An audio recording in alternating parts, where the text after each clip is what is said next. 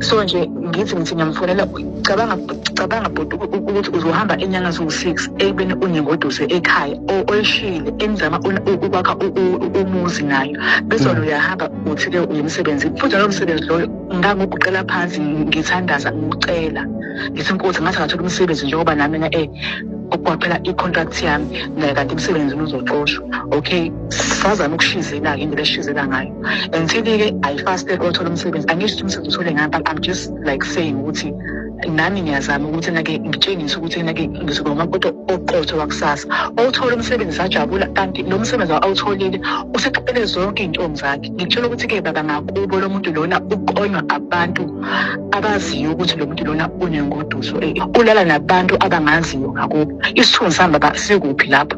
Abese atshela iy'ntombi lezo athi nake wena nje ngifuna nje ukuthi-ke ngikwenze umakoti wami, ngifuna ukuthi nake ngikwenze lokuthi nokuthi wena ngiphilela wena, yabona njengoba sengithola umsebenzi nje ngifuna ukwenzela yonke into. Yesu. Bese lowo muntu loyo baba loyo intombazane ngingabona laphana, ngiyakusendela futhi ama-screenshot. Intombazane ithi-ke nake baby namhlanje ungezi, angithi uyibona imoto ukuthi nake nayi ila ngaphandle, ufikile phela lo muntu wami ngakutshela ngayo. Bese athi-ke lo wami ayithandwa sami ngeke ngiyakuhlonipha ngaloko vele ngizothula, kodwa wena into ezongisiza ukuthi ngikhiphe kulo muntu ukuthi-ke ngihambe ngiyekini ngiyokulobola. Yezwa. Bese indoda leyo uma isihambile le moto le straight, bese lo wami ayahamba baba ayongena lapha kulo muntu wesifazane. Without compromising. The reason ngithi akakhondomayizi afike athi-ke nake sithandwa sami, yabona nje safuneka sithole iy'ngane so-2 nani into yami nje like ibikade angazi uchaza ngithini, but ekutshengisa ukuthi-ke akakhondomayizi baba. Manje lo muntu mangibheka ukuthi akathande kwayena, and ukungathandi kwakhe ubuya azofakela mina konke ukufa. Ngitshela ukuthi izifo engingathola ngalo muntu lapho like I didn't know ukuthi wenzani, yabo. Like ngimtshela ukuthi-ke ngiyagula, athi-ke hayi nje mhlawumbe there's something wrong, but today I know ukuthi ingenxa yakhe. Yebo lonto into engakayitholi i-HIV futhi nakhona kunjengamanje bonke labantu alale nabo baba ngitshela ukuthi-ke efonini yakhe le angiphe yona bakuthi into ngiyithole ngefoni yakhe angiphe yona, esedilithe yonke into kwa-WhatsApp. Ngathi ngiyadownloada u-WhatsApp wami kwabuya zonke izinto, iy'ntombi zakhe lapho ehamba khona afike elale nazo eshute nazey'munu, ethumezele abangani bakhe bangakubo bamshayela izandla bathi wena mfethu uyisikhokho, wena uyisikhokho. Ayikho noyedwa wathi nake hawu ngoba wena wena usuyindoda-ke wakhetha ijini yobudoda, wayebenza kanje, wayephika nathi ngoba thina sabafana. Yebo lonto le kunaloko bemshayela izandla. Ngikutshela ukuthi la efonini khona abantu besifazana abangagqokile, ushuthe nabo baqeda kulala lapho ehamba khona akasakhethi iy'ngane ey'ncane, uyena kuyo yonke into ayenzayo uyena. Lo muntu una-36 years old kodwa uthangana ney'ngane ezingathi baba kuyena. Yebo lonto. So nje kuningi baba, ngazi ukuthi okunye nje angazi ukuthi-ke noma kunesidingo ukuthi ngisikhulume, kodwa nje yena umuntu ohluphayo uthe mebuya ngoDisemba after 6 months la eMthatha wabuya baba. Ngitshela ukuthi ubuya unolaka, ukhathele yena nje uhleze ekhathele, ukusebenza kanzima nani. Yabo. So nje akusiye nje umuntu onothando ever since aqala le nto zakhe. Angazi uma mhlawumbe sekwenziwa ukuthi usethole iy'ngane ey'ncane yini, noma mhlawumbe usebona mina ngoba phela sina 14 years sobona ngathi mina mina mhlawumbe sengigugile-ke ngathini. Yebo lonto leyo. So mina ngimbuza ukuthi-ke kahle kahle siyakuphi ngempilo, siyaphi empilweni njengoba benza kanjena. Iy'ngane ey'ncane angeke kusize ngalutho, zizokumosha izifo ozoyithola, amathunzi lamnyama lawo uhambe wacosha ngoba demo uhambe ulentuza i-DNA yakho nje ucosha yonke imoya, bese lonto leyo uyabuya uzoyifaka kumina futhi. Kahle kahle wena uyangizonda abese athi hayi yena uyaxolisa futhi nakhona bephika. Manje ngine-proof yonke, manje bebexolisile izinto yaxolisa, kodwa baba ngiyazi ukuthi-ke akaxolisile, yazi ukuthi-ke waxolisa la eguqa phansi ethanda zaNkulunkulu, ethi uyaxolisa sengimbambile ngoba ngambamba vele la phela nginika ifoni yakhe. Uthe mehamba esibele eMthatha sengithi ngiyafona ngiyamfonela, hawu usenentombi futhi. Manje lo muntu onjalo uzomenzani? Reason ngithi like wayenentombi baba angeke ngifone ngilobele ngifonile kusukela ngo-3 emini ifoni yami ngiyidrop shothi kahle waye nomuntu wakhe waze ngifonela after 2 days esehambile lo muntu loyo shothi ke emaXhoseni athi 20 emaXhoseni so nje wafike walentuza la khona wafike wathola umuntu wasengibona ngamasinda ngakuba uthola umuntu lokho indawo uthola umuntu so mina kahle ngiyini awuthi umfonele. Okay baba. Yebo. Hello? Kwalenkosi. Uyaphila? Ngiyaphila Kwalenkosi unjani? Siyabonga. Ukhuluma noNdengezi la. uNdengezi usebenza nonkosikazi wakhe sidila nemshado. Umama wakho, yes, umama wakho uMakhathidi ngoduso yakho. Beke yabona inamba yabantu esibasizayo yasithi hey bakwaNdengezi bengicela nesisize la wasiyakhuluma ke nomama wathulula isifuba sakhe ngase ngithi mina hey ngizothanda ukukhuluma neNkwalenkosi sike siqhushisane njengamadoda sibonisana ukuthi hayi lokhu uNkwalenkosi akuhambi kahle ngathi ungalungisa uyabona nje uNkwalenkosi ngihlala udabeni yabona isifazane isiphetho saso ukufa ekugcineni sizokuphipha mawubusiness fazane ekugcineni iphampasi angicabangi ke ukuthi kukhona umuntu ofisa iphampasi empilweni yakhe makakhula nje athi mina ngifuna ukugcina ngephampasi angicabangi nje ukuthi khona ophilile ekhanda othi mina hayi no iphampasi ngiyalithanda ngoba usuku usuyinyela lapho kunomngani wami owaye esibhedlela makafika esibhedlela uthi ngesikhathi sokuvisit uthi wathola enye indoda idla uthi lathi nesi njengoba ufobela kangaka uzophishwa ubani ngoba uyayinyela ubani ozokushintsha lelo phampasi uthi lo mngani wami weza ubuhlungu ngoba Nkwalenkosi amnandi impela amantombazane isifazane simnandi kodwa isiphetho ukufa mabathi khiwane lihle ligcwala impethu bona laba banamathanga amhlophe abahle abanamafiga ngathi umnyovu awubazi ukuthi banakugula kuni ngoba ayikho intombi ethembakele iside chick ngoba yazi noma ukuthi uzoyilobola noma uzoyithatha unless uyindoda yesithembu izolinda kodwa nje mawukuthi usadla emhlanjini futhi wena nokutholakala udla abafazi bebantu akusiyinto enhle leyo mkhwanazi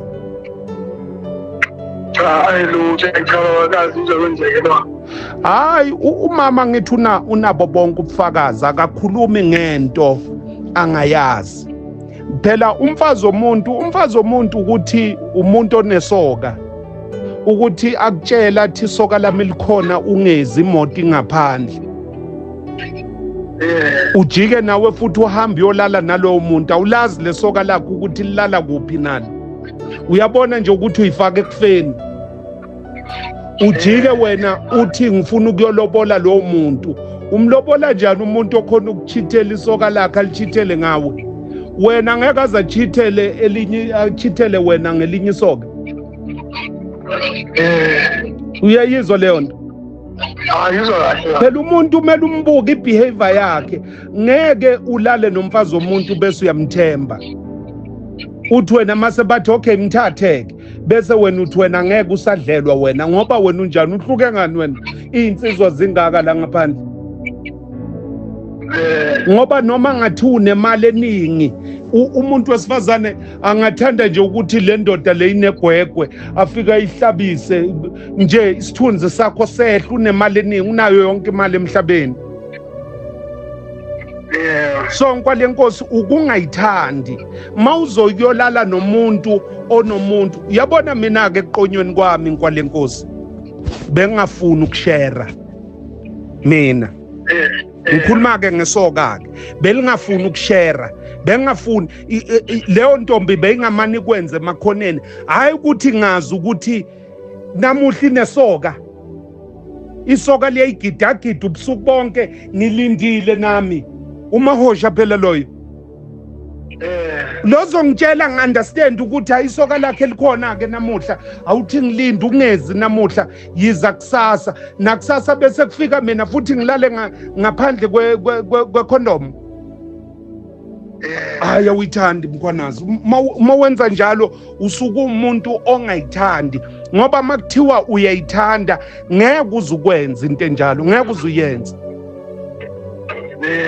nkwale nkosi ngiyazi ukuthi uprovela nabangani bakuvume bathi hayi uyingwenya hayi sowudla amakhaladi sowudla ini kwale nkosi ngeke bakuhlole esibhedlela labangani obaprovelayo ngeke ayizwahle waziqondisile lona igogwe bengingakhuluma naye umama kodwa waxolisa uyasho ukuthi waxolisa kodwa mase ubuyela emsebenzini wavala ifoni wamfonela after 2 days kwale nkosi kanti nina ngicela ukubuza nina niqonywa njani nina nisaba intombi ungidlula unkosikazi wakho cha lutho uyena umama wababa lephutha ngoba wathatha ikhebuli yami eyayingichatshela kahle because ifoni yami beyihlupha kwale nkosi uthi kwakakufonela ifoni uyidrope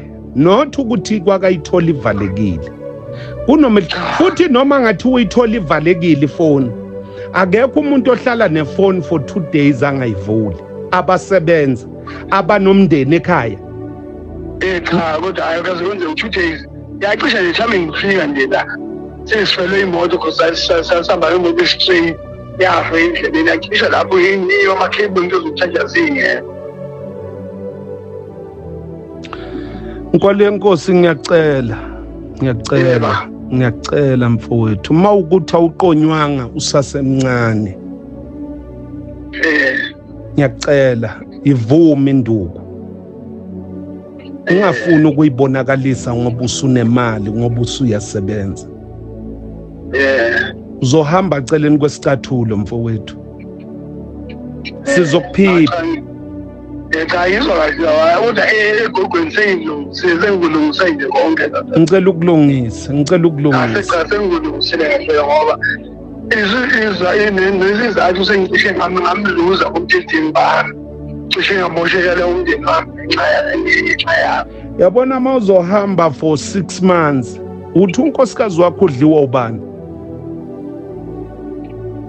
ayinkinga umsebenzi lo ngibona baba asiyo umsebenzi alright ngamtshela ukuthi awukho stable because ngathi ngithatha endaweni eyodwa ngisiwe endaweni eyodwa ngase ngikhuluma even naye ngathi yabo sekuNovember manje ngicabanga ukubuya wathi hayi no linda ngoba vele sewuzobuya ungabuthi semothi mina ngoba sewuzowisa yona le mali ekhona esisebenza kanzi uyabona ukuthi uyakucabangela lo nkosikazi kakhulu baba cha iphutha mina ngiyalivuma iphutha likimpela futhi likimwonke uqonyelwani endaweni la uhlala ngakhona uyabona ukuthi uhlekisa ngaye isichawenze impela iphutha le uqonyelwani la nihlala ngakhona uhlekisa ngaye bamposta ko Facebook bamposte ko TikTok ku right nankwa lenkosi cha yakukho why ungamshiyi bese uya kulabo abangcono kunaye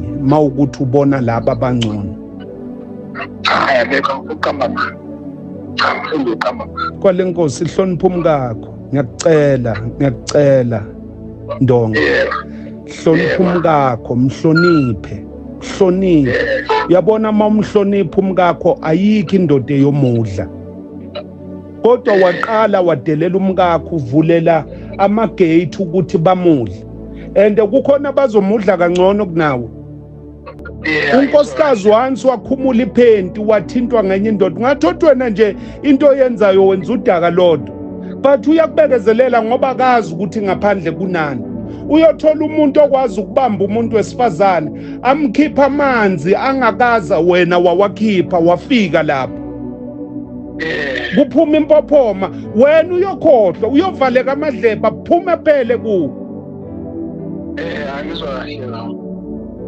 please Ndongo ngiyakucela ngizolungisa nje konke ba. Ngizwa kahle, ngizwe kahle. Ngiyacela mfowethu, ngicela ulungise. Ungaqonywa endaweni, delete inamba zalamantombazana asendaweni. Yenza ukuthi umkakho bamhloniphe, even kini mvikele umkakho. Ngiyabonga Ndonga, ube nosuku oluhle. Ngiyabonga kakhulu baba. Ngizokufonela, ngizoloku ngikuchecka. Mawuloko umhlupha ngimtshelile ngathi asave inamba yamama. Mawuloko umhlupha ngizokufonela. Uzoze ungiblock ngizokufonela ngoba angifuni ukuthi uphishwe mina. Bazokuphipha Ndonga. Uyohluleka even ukushaya impukane, bazokuphipha. Ngicela ukwazi lokho ukuthi bazokuphipha. Ngizwa kahle. Okubhlungu ngaba sikhathalela ukuthi bazophipha wena. Sikhathalela ukuthi uzolanda lokugula le uzolethela lo mama. Ngiyabonga Ndonga, ube nosuku oluhle. Ngiyabonga kakhulu baba. Ngiyabonga kakhulu. Bye.